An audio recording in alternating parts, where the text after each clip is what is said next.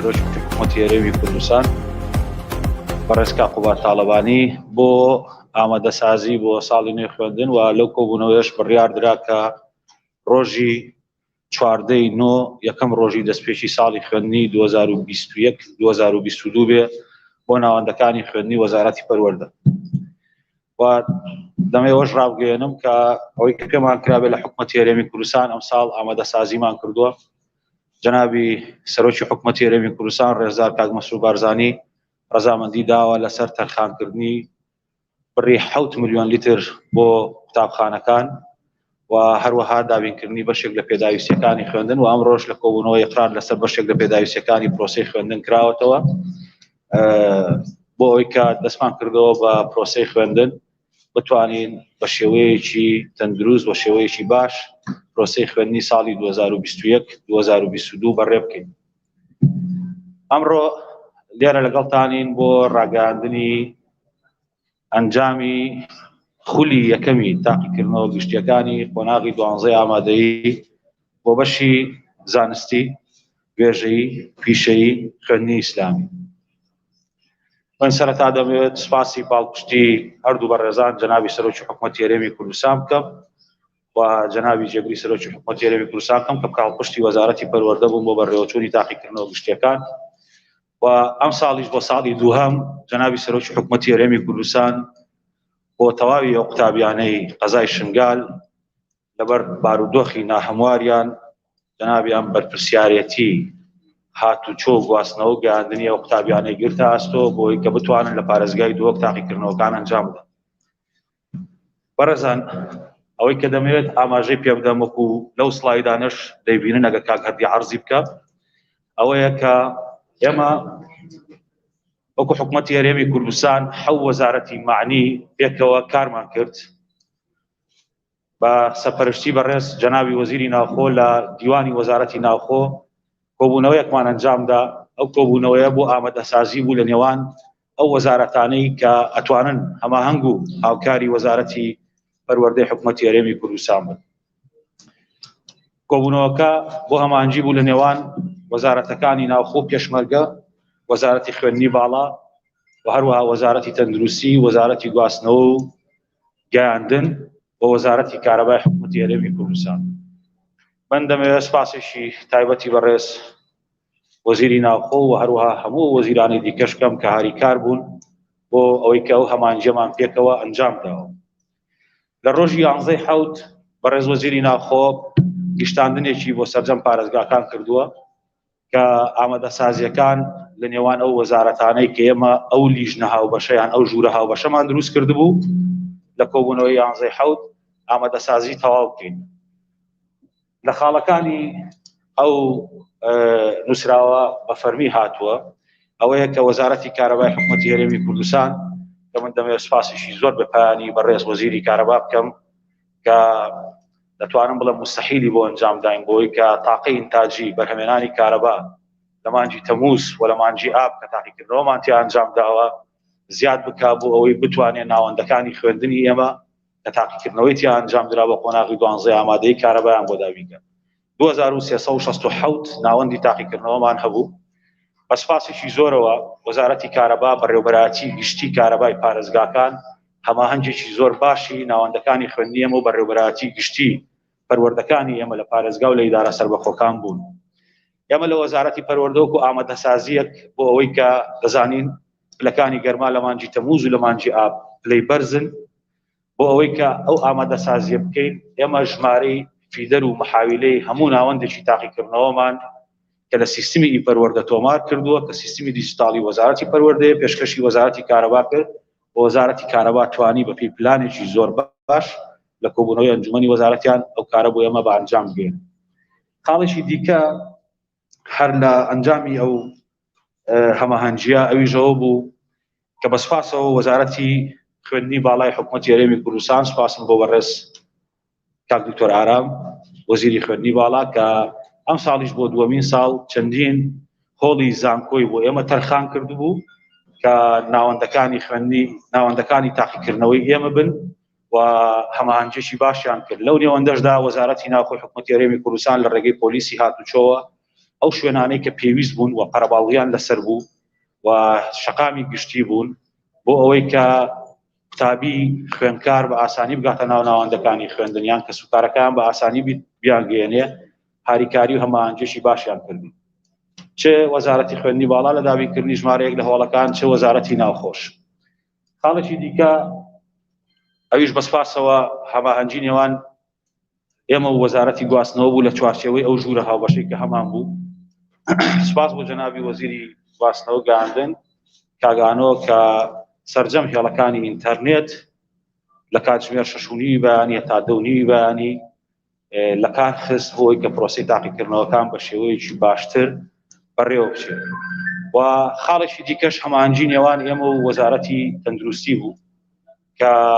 لەسەر ئاسی پەروەردەی پارێزگاکان و بەڕێوەبەرایەتی گشتی تەندروستیەکان هەماهەنگی هەبوو لەبەرەوەی ئێمە تاقیکردنەوەکانمان لە دۆخی کۆرۆنا ئەنجامدا و لەگەڵ جەنابی وەزیری پێشمەرگەش برای بەڕێزم کاک شۆڕ ئیسماعیل هەماهەنگیمان هەبوو چونکە ئێمە چەندین هۆمان هەبوو کە قوتابی دەرەچی تیا تاقیکردنەوەی ئەنجامدا. جا لەوانەش دەمەوێت سپاسێکی تایبەتی برانی دەستگا ئەمنیەکان کەم لە پۆلیس و لە هێزەکانی ئاسایشی گشتی لە هەولێر، ئاسایشی گشتی لە سلێمانی، ئاسایشی گشتی لە دوهۆک کە ڕۆڵێکی بەرچاویان بینی لە چوارچێوەی ئەو هەماهەنگیی کە ئێمە هەمان بوو بۆ ئەوەی کە بتوانن کاری پێویست ئەنجام بدەن سەبارەت بە هەر کەسێک کە تەرویج بۆ کاری بلوتوز و یا پەنابردن بۆ غەش بکە یان ئەو باندانەی کە کاریان بۆ تا پێچانەوە و لێسەندنی پارە لە قوتابیان بۆ بیانوانەی کە ئاتوانن لە ڕێگەی ئامێرەکانی بلوتوزەوە وەڵامیان بۆ دابینکەن. دەستگاکانی ئاسایشی ئێمە تەنسیقێکی تەواوی لەگەڵ وەزارەتی پەروەردە هەبوو و هەموو ئەو حاڵەتانی کە خۆیان بە ڕێگای کاری خۆیان و پسپۆڕی کاری خۆیان زەبتیان کردووە و ئەوانەشی کە ئێمە پێمان داون لە وەزارەتی پەروەردە ڕۆژانە کارەکانیان بۆ ئەنجام داوین و راپۆرتیان داینەتەوە و لە هەمان کاتیشدا فیدباک دراوەتەوە بەڕێز جەنابی وەزیری ناوخۆ. ئەو هەماهەنگیانە هەماهەنگی گرنگ بوون. من پاشتر باسی ڕۆڵی هێزەکانی ئاسایشەکەم لە دوهۆک لە هەولێر لە سلێمانی لە هەموو شوێنەکان کە کاری گرنگیان کردووە. سەبارەت بە ئامارەکانی گزی قوتابیانی 12 ئامادەیی بە هەموو بەشەکانیەوە 207 حاڵەتی گزی بلوتوس لەناو تاقیکردنەوەکان ڕووی داوە کە پێ ڕێنمایەکانی ئێمە ئەم حاڵەتانە بەغەش بە گزی حسابەکرێ و ئەو قوتابی خوێندکارە مەحرومەکە لە تاقیکردنەوەکان چ لە خولی یەکەم چ لە خولی دووەم. واتە ئەگە قوتابیەک تەنها لە یەک بابەتیش لە تاقیکردنەوە ئامێری بلوتوز یان هەر هۆکارێکی دیکەی غەش بەکاربێنێ لە تەواوی تاقیکردنەوەکان سفری پێدرێ گەر هەموو دەرسەکانی کەش دەرچوو بێ و بێبەشە بێت لەو ساڵی خوێندنەش و ئەو ساڵی خوێندنە مافی هیچ تاقیکردنەوەیکی نابێ تەنانەت لە خولی دووەمیشە. ئەوەش ئامارەکانە کە لە سەر شاشە هەیە. و راپۆرتەکانی گزیکردن ڕۆژانە لەلایەن بەڕێوەبەرایەتی پەروەردەکانەوە بۆ ئێمە دێن و ناوەندەکانی تاقیکردنەوە بۆ ئێمە دێن ئەوە لەبەرباری پاراستنی ناوەکان و ئێمە بۆعدێکی پەروەردەیی لەم بابەتانە ڕەچاوەکەین کام قوتابی کە گزیەکە بەپێی مەحزەرێک دێتە ناوەندی لیژنەی باڵای تاقیکردنەوەکان و لەلایەن لیژنەی باڵای تاقیکردنەوەکان ئەم قوتابیە هەمووانەکانی بەغەش بۆ ئەژمارەکرێ و مەحزەری هەیە و مەحزەرەکان واژۆکرێ و هەمویان بە کەوتوو حسابەکرێ. خاڵێکی دیکە دەمەیە قسەیەک لەسەر هەندێک یان ڕوونکردنەوەیەک لەسەر هەندێک هەواڵ بدەم. ساڵانە کە تاقیکردنەوەکانەکرێ خەڵکێک کە لە ئاسی پێویست نین دەیانەوێت دەرونی قوتابیان بشێوێنن ئەوەی کە ئەوان دەتوانن وەڵامی تاقیکردنەوەیان بدەنێ وەڵامی پرسیاریان بدەنێ. ئەمە نموزەجێکە کە دراوە بە هەندێک لە دەستگاکانی ڕاگەیاندنیش بەڵام هەندێک لە دەستگاکانیش وڵاویشان نەکردوێتەوە. ئێمە ئەو ڕۆژەی کە تاقیکردنەوە تەواوێت کاکەردی سڵاوی دێودی ئەو ڕۆژەی کە تاقیکردنەوە تەواوێ بۆ نمونە تاقیکردنەوەی بیکاری کە لە 8 بووە بۆ پاش نیوەڕۆکەی ئێمە لە پیجی فەرمی وەزارەتی پەروەردە هەم وەڵامی نمونەی دانین هەم نموزەجی ئەو پرسیارەش دانین کە ئەم پرسیارە تەنها لە لای خۆمان هەیە ناچێتە ناوەندەکانی تاقیکردنەوە سریاڵی تایبەتی لەسەرە SN 741 71284 ئەو کەسانی کە دەیانەوێ پارە لە تەلەبە بکێشنەوە و ئامێری بلوتوزیان پێ بفرۆشن وا خۆیان پیشانەدەن کە ئەوانە پرسیارەکانی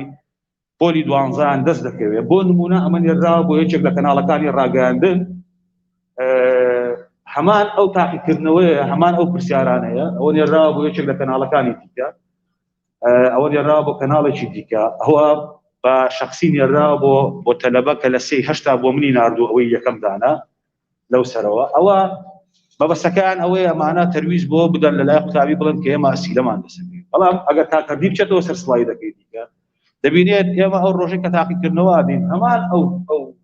ئەو کۆدەی کە لەسەر ئەوەیە کە بەستەنها لە لای ئێمە هەیە خۆمان بڵاومان کردوێتەوە پاش ئەنجامی تاقیکردنەوەکان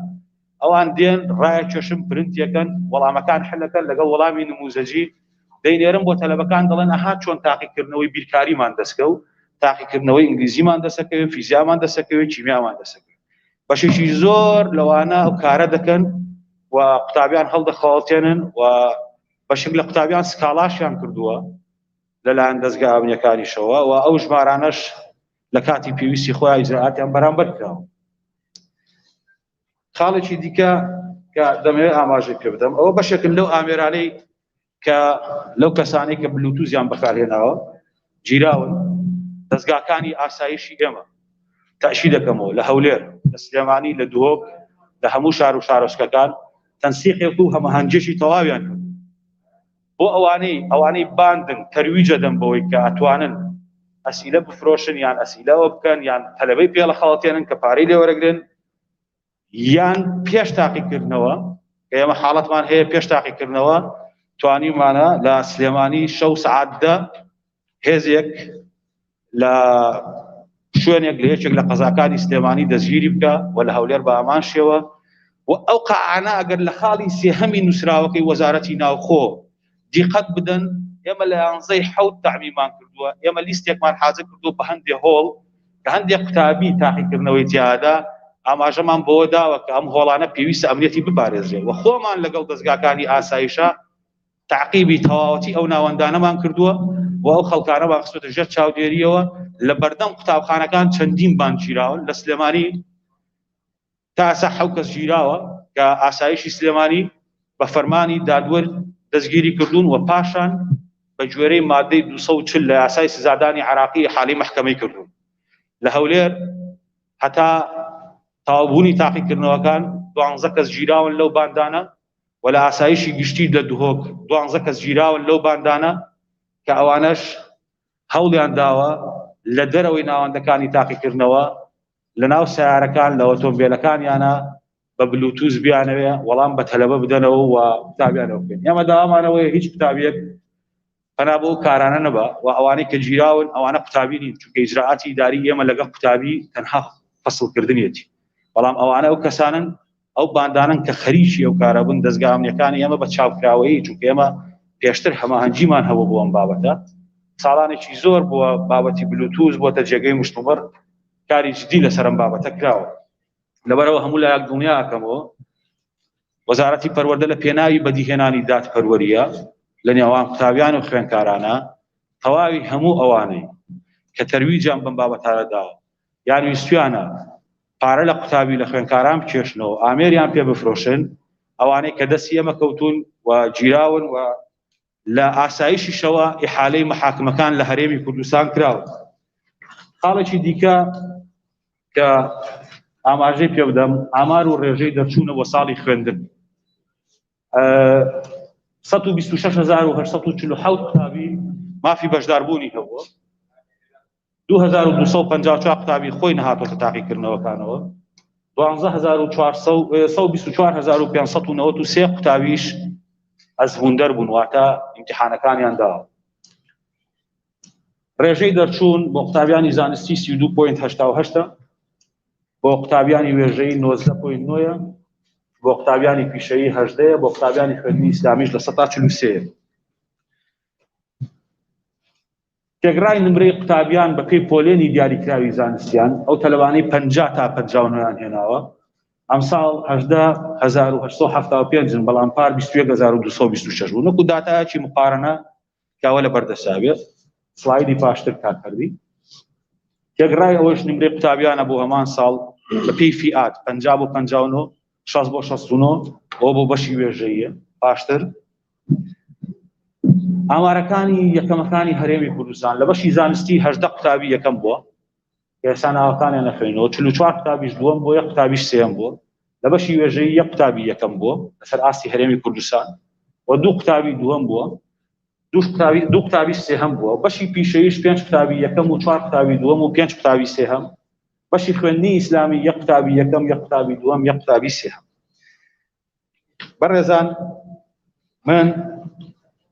دەمەوێت پێش خوێندنەوەی ناوەکان ئاماژە بەوە بدەم سوپاسێکی بێپایانی ئەو مامۆستا بەڕێزانەکەم، ئەو چاودێرە بەڕێزانەکەم، بەڕێوەبەری هۆڵەکان، یاریدەرەکانیان، سەرپەرشتیاران و بەڕێوەبەری پەروەردەی قەزاکان، بەڕێوەبەری گشتی پەروەردەی پارێزگاکان و ناو وەزارەت، لیژنەی باڵای تاقیکردنەوەکان، لابرای بەڕێزم کاک دکتۆر سەیوان سەرۆکی لیژنەی باڵا، بۆ هەموو ئەو بەڕێزانە کە کاروباری تەکنیکی تاقیکردنەوەکانیان کردووە لە پرسیاردانەران و لە هەموو ئەو بەڕێزانەی دیکەش کە لە پارێزگاکان ماندوو بوون و سوپاس و پشتیوانی سوپاسێکی تایبەتی پشتیوانی لیژنەی پەروەردە و خوێندنی باڵای پەرلەمانی کوردستانەکەم کە پشتیوانێشی تەواوی وەزارەتی پەروەردەیان کردو و ڕۆژانە هەماهەنگی و تەواصولمان لەگەڵ یەکا هەبووە. لە ڕێگەی برای بەڕێزم کاک عەبدولسەلام دۆڵەمەڕی سەرۆکی لیژنەی پەروەردە و خوێندنی باڵا لە پەرلەمانی کوردستان. هەموو مامۆستایانە لە دۆخێکی سەختی کۆرۆنا، لە دۆخێکی بەرزبوونەوەی پلەکانی گەرما، ئێمە لە دوو تەحەدی گەورەیە بووین، بەڵام پرۆسەیەکی زۆر هێمن، زۆر باش، ئەتوانم بڵێم ئەگەر تێبینی نەبێ یان بچووکترین یان کەمترین لە تێبینیەکان هەبێ، ئەم ساڵ لەسەر جەوهەری پرۆسەکە پرۆسەیەکی بە گوێرەی ئەو فیدباکانە پرۆسەیەکی زۆر زۆر باش بەڕێوە چۆکە بە ئێمە گەشتووە. و هەر ئەمڕۆژ بە نوێنەرایەتی جەنابی سەرۆکی حکوومەتی هەرێمی کوردستان بەڕێز کاک مەسعود بارزانی لە ڕێگەی ئۆنلاینەوە دیدار و کۆبوونەوەیەکم لەگەڵ بەشی هەرە زۆری ئەو قوتابیانەی کە یەکەم و دووهەم و سێهەم بوون لە هەموو بەشە جیاوازەکانی زانستی وێژەیی پیشەیی خوێندنی ئیسلامی کرد و پەیامی پیرۆزبایی جەنابی سەرۆکی حکوومەتی هەرێمی کوردستانم ئەم عەسرە پێگەیاندن و سوپاسی ماندووبوونی خۆیان و خانەوادە و مامۆستاکانیشانەکەین. خاڵێکی دیکە کە گرنگە پێش خوێندنەوەی ناوەکان ئەوەیە باسی کەم، پێویستە هەموو قوتابیانی ئەمە دەروونێکی ئارامیان هەبێ. ئەمە خولی یەکەمە، خولی دووهەمیشیان لەبەردەستایە. هەر قوتابیەک لەبەر هەر هۆکارێک لە بابەتێک یا لە چەند بابەتێک یا لە بابەتەکان لەم خولە کەوتبێ سەر نەکەوتبێ لە دەرەجەکانە دەرەجەی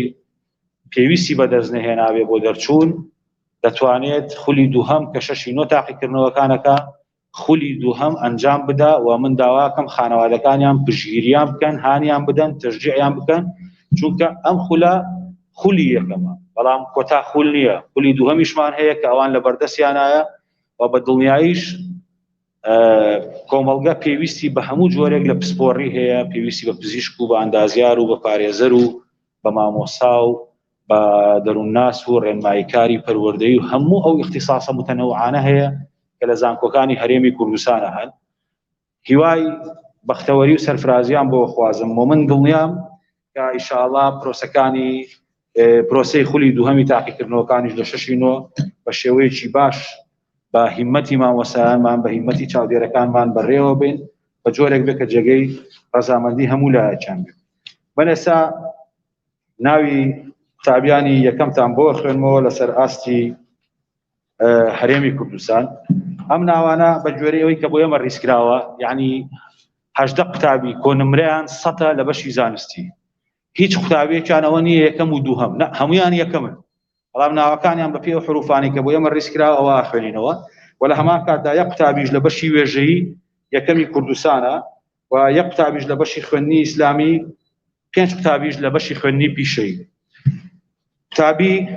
ئەحمەد ڕەشید عەزیز مستەفا بە کۆنمرەی 100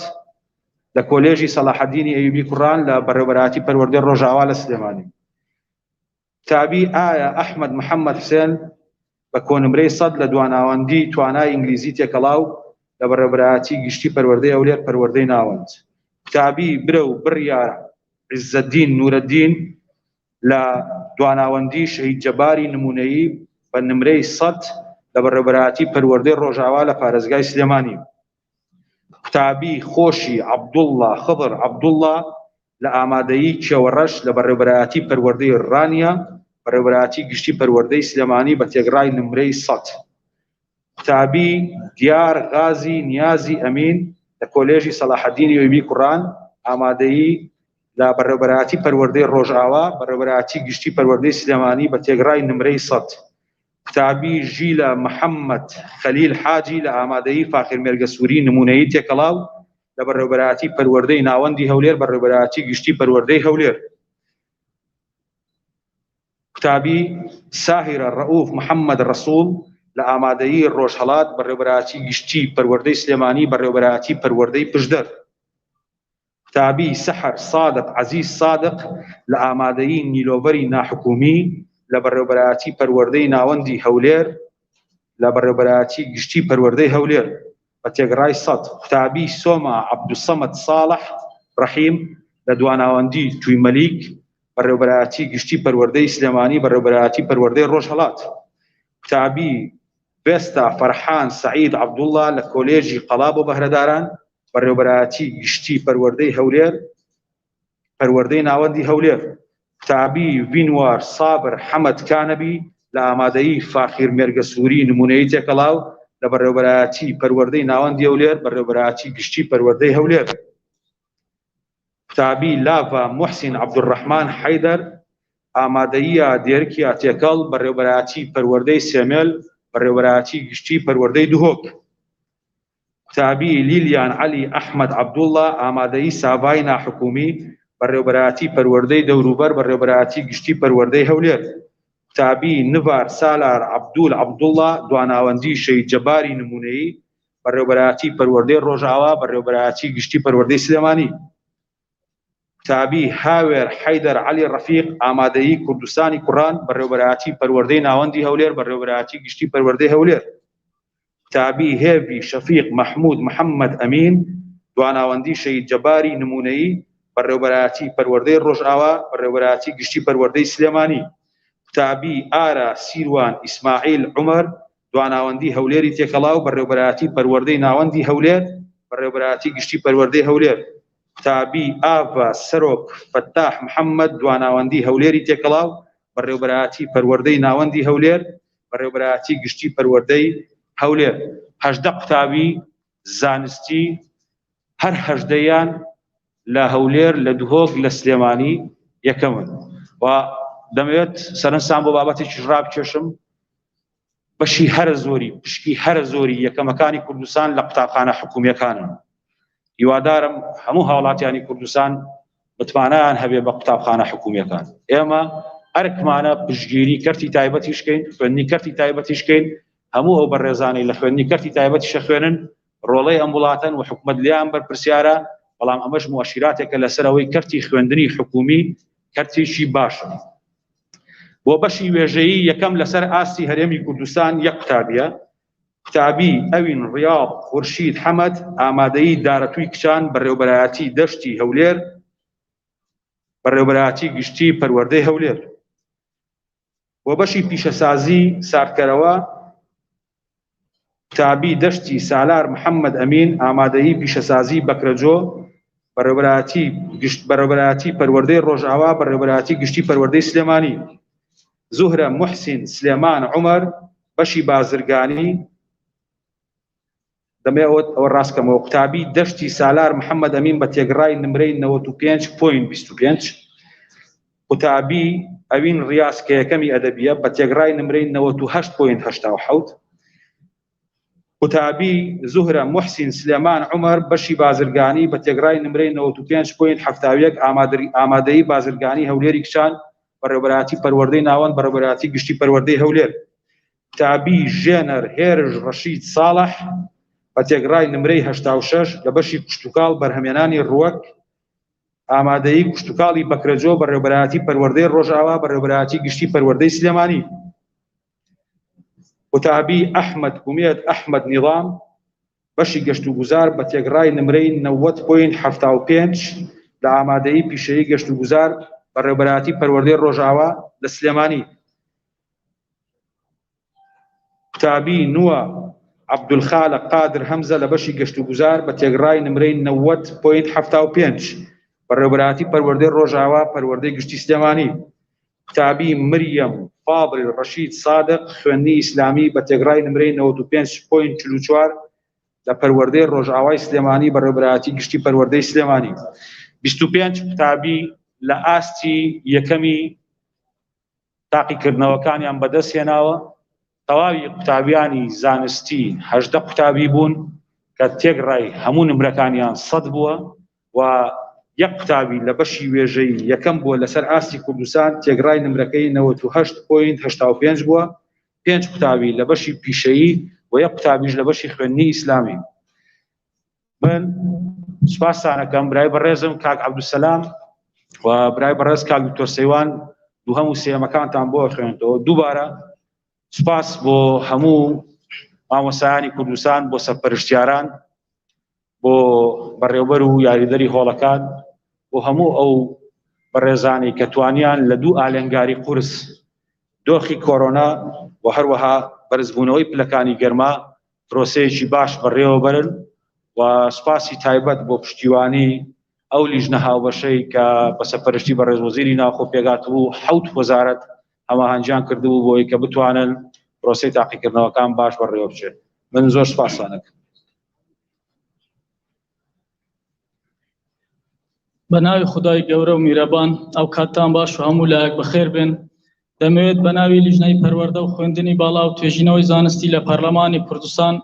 سوپاس و دەستخۆشی لە برای بەڕێزم مامۆستاڵان حەمە سەعید وەزیری پەروەردە و بەڕێزان بریکاری وەزارەت و بەڕێوەبەری گشتیەکان و سەرپەرشتیارەکان ڕاوێژکارەکان و بەڕێوەبەری پەروەردەکان و بەڕێوەبەر و مامۆستایانی ئازیزی سنووریە وەزارەتە بکەین کەوە سەرباری سەختی بارودۆخی تەندروستی لە هەرێمی کوردستان توانیان ئەم پرۆسەیە بە سەرکەوتووی تێپەڕێن. و پیرۆزبایەکی گەرم ئاراستەی سێیەکەمەکان و هەموو دەرچوانی ئازیز لە قۆناغی 12 ئامادەی بە هەموو بەشەکانیەوە دەکەین کە توانیان لە خولی یەکەمدا سەرکەون و هیواخوازین بۆ ئەو قوتابی ئازیزانەی کەوە ئەو چانسەیاوەریان نەبوو و ناتوانێت لە خولی یەکەمدا سەرکەوتوو بن پەنا بەخوا هەوڵ بدەن و کۆشش بکەن بتوانن لە خولی دووەمدا ئەنجامێکی دڵخۆشکەر پێشکەش بە ئێمە و بە خانەوادە بەڕێزەکانیان بکەن و هەمیشە سەرفراز بن. ئێستاش ناوی دووەمەکانی سەرئاستی هەرێمی کوردستان لە قۆناغی 12 ئامادەی بە هەموو بەشەکانیەوە دەخوێنینەوە. 44 قوتابی لە بەشی زانستی پلەی دووەمیان بەدەستهێناوە، هەمویان کۆنمرەیان 99 و قوتابیەکیان لە بەشی خوێندنی ئیسلامی و دویان لە بەشی وێژەی و چواریان لە پیشەیەکان. ئەحمەد فازڵ مەحموود قادر ئامادەی زانستی ناحکومی پەروەردەی ڕۆژاوا پارێزگای سلێمانی. ئۆسکار فازڵ حەمە ساڵح فەقی محەممەد ئامادەی زانستی ناحکومی پەروەردەی ڕۆژاوا پارێزگای سلێمانی. باوان نەجمەدین عەلی حەسەن ئامادەی ئەحمەد موختار جافی کوڕان پارێزگای هەڵەبجە پەروەردەی هەڵەبجەی شەهید. بڕوا محەممەد سابر فارس ئامادەی کوردستانی کوڕان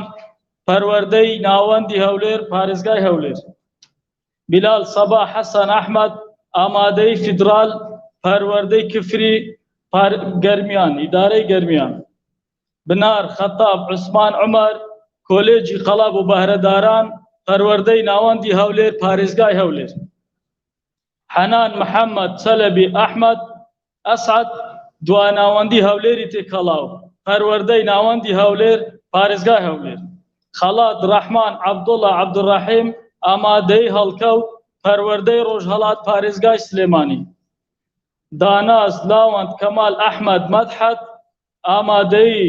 شۆڕشی زانستی کچان پارێزگای هەولێر پەروەردەی ناوەندی هەولێر. دانیا حەسەن عەبدوڵڵا حەسەن دواناوەندی شنەروەی خوێندنی ئینگلیزی تێکەڵاو پەروەردەی ناوەندی هەولێر پارێزگای هەولێر. دلیڤان خەلیل مەحموود ئیبراهیم ئامادەی ژیاری ناحکومی تێکەڵاو پەروەردەی ناوەندی هەولێر پارێزگای هەولێر. دیمان عەبدوڕەحمان عەبدوڵڵا عەلی ئامادەی هەڵەبجەی کچان پەروەردەی هەڵەبجەی شەهید پارێزگای هەڵەبجە.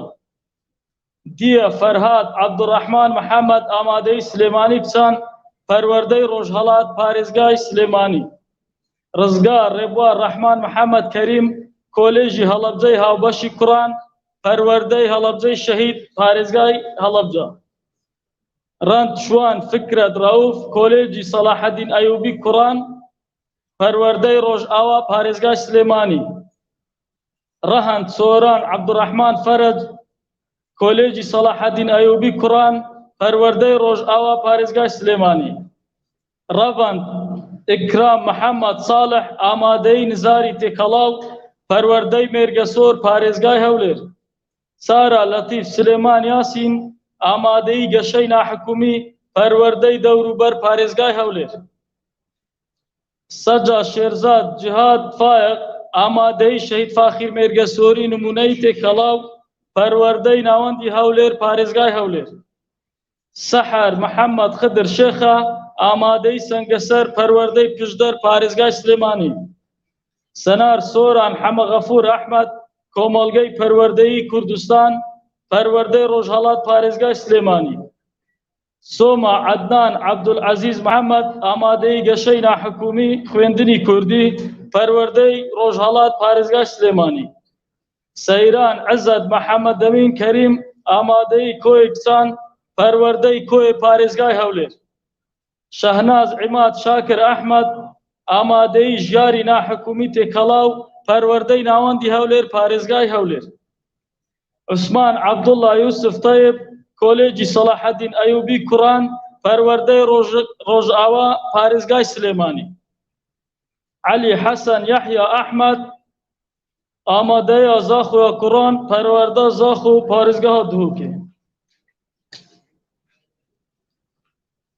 لارا عاصم قوال سليمان آماده شاريا ياتيكال پرورده سميل پاريزگاه دهوكي لاوين دلير فخر الدين محي الدين آماده جاري نا حكومي تكلاو پرورده ناوندي هولير پاريزگاه هولير لانا مشير أسعد كريم آماده سازان اكسان پرورده ناوندي هولير پاريزگاي هولير لانا زانيار حما رؤوف محمود كوليجي سليماني اكسان آماده نا حكومي پرورده روجهلات پاريزگاي سليماني لانا عباس عبدالله رحيم آماده شهيد آرام پرورده كلار إداري گرميان مارينا فرهاد مجيد علي آماده شيرين پرورده روج آوا پاريزگاي سليماني مريم بكر جمعة محمد رش آماده وفايكسان پرورده چمچمال پاريزگاي سليماني مينا أكرم حسن قادر دواناوندي شهيد جباري نمونهي پرورده روج آوا پاريزگاي سليماني ندوة غانم حميد إبراهيم آماده شورشي زانستيكسان پاريزگاي هولير پرورده ناوندي هولير نورا أحمد عبدالعزيز مامو آماده شورشي زانستيكسان پرورده ناوندي هولير پاريزگاي هولير هاجر سلام ناصر بيجانگ آماده نيلووري نا حكومي پرورده ناوندي هولير پاريزگاي هولير هاوبير عباس علي غفور آماده پنجويني تكلاو پرورده پنجوين پاريزگاي سليماني هيلين كامران محمد صالح دواناوندي شهيد جباري نمونهي پرورده روج آوا پاريزگاي سليماني ولاد أميد حسين أحمد دواناوندي سوراني تكلاو پرورده سوران پاريزگاي هولير آرياس أبو بكر رضا رستم دواناوندي شهيد جباري نمونهي پرورده روج آوا پاريزگاي سليماني اوين آريان إسماعيل أحمد آماده نيلووري نا حكومي پرورده ناوندي هولير پاريزگاي هولير إينوس سالار أزور حما رشيد دواناوندي شهيد جباري نمونهي پرورده روج آوا پاريزگاي سليماني ألند سركوت صالح حامد آماده صلاح الدين پرورده روجهلات پاريزگاي سليماني ناوي دو مكاني بشي وجهي دخويني نوا جينيا أبو بكر عثمان محمد أمين آماده الشهيد جمال طاهر پرورده روجهلات پاريزگاي سليماني هيلين سلام محمود قادر ئامادەی بوونگەڵە پەروەردەی دەرباندی خان پارێزگای سلێمانی